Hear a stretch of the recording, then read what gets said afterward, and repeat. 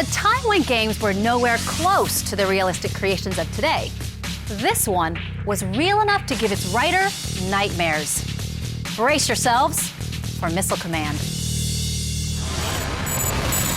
1980. The USA finds itself in a predicament.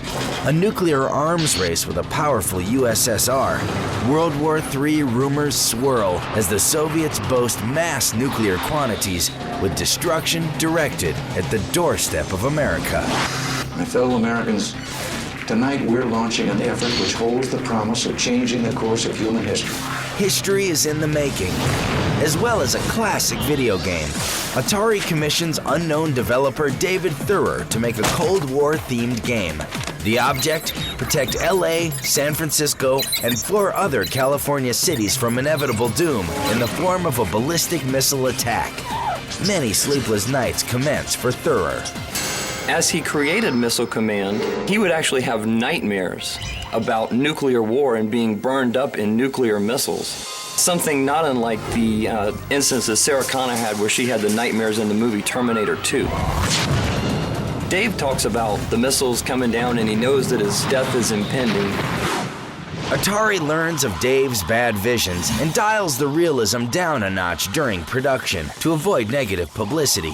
California is replaced by the fictional planet Zardon at the mercy of missile attacks from rival enemy planet Krytal. After months of tireless days and nights, Thurer's nightmare-laced project comes to life via 20,000 arcade cabinets. Missile Command invades the world with full force. David did a fantastic job.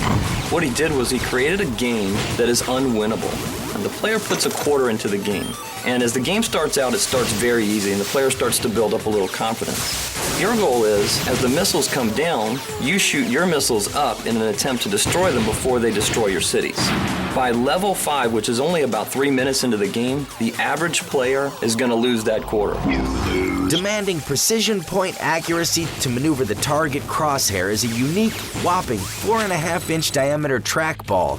Add 3 adjacent launch buttons and everlasting enemy attacks, it's the recipe for stressful sensory overload. The Missile Command ball was slightly bigger, and you were going to have to be more exact with it, and you were only going to be able to use one hand. The other hand must concentrate on 3 different firing bases, and the X on the screen corresponds with the ball. That was different than any of the games that were out before. They introduced so many threats to the player at one time that the player is forced to deal with that it became really kind of a unique game in its own right. The level of intensity and the level of skill required to play that game is unprecedented. In lieu of the industry standard game over text, the player sees a slightly different and darker message at the game's conclusion: the end.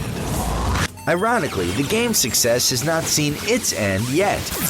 After it transcends from trackball to joystick on the Atari 2600 in 1981, it is ported to 50 other platforms over the next 3 decades. At the time, there were no games like Missile Command that had come out.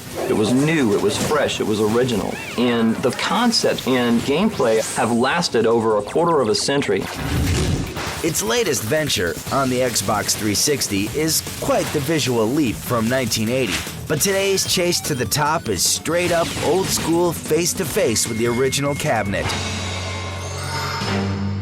William Carlton devotes his life to Missile Command supremacy, as seen in the 2006 South by Southwest Audience Award winner, High Score. There is a little bit of fame with being a world record holder, but it's really in small circles. Like if I go to an event where it's nothing but classic arcade gaming, nowadays, I'm known when I go there. When I leave and I go back to work on Monday morning, I'm not signing autographs, I'm not doing meet and greets. I'm right back at work being a regular Joe. Other regular Joes like Peter Hirschberg celebrate the game in their own way, like a personal 2,400 square foot retro home arcade, fully stocked with all the classics. Missile Command is one of those games you just gotta have in your collection. It's one of the games that people look for when they come over to see video games. You know, they want to see Donkey Kong, they want to see Ms. Pac-Man, they want to see Missile Command. You can put people in front of it today that have never seen it before and they instantly get it. After all, if it's good enough to train John Connor, the future savior of all humans, it's certainly good enough for all humanity.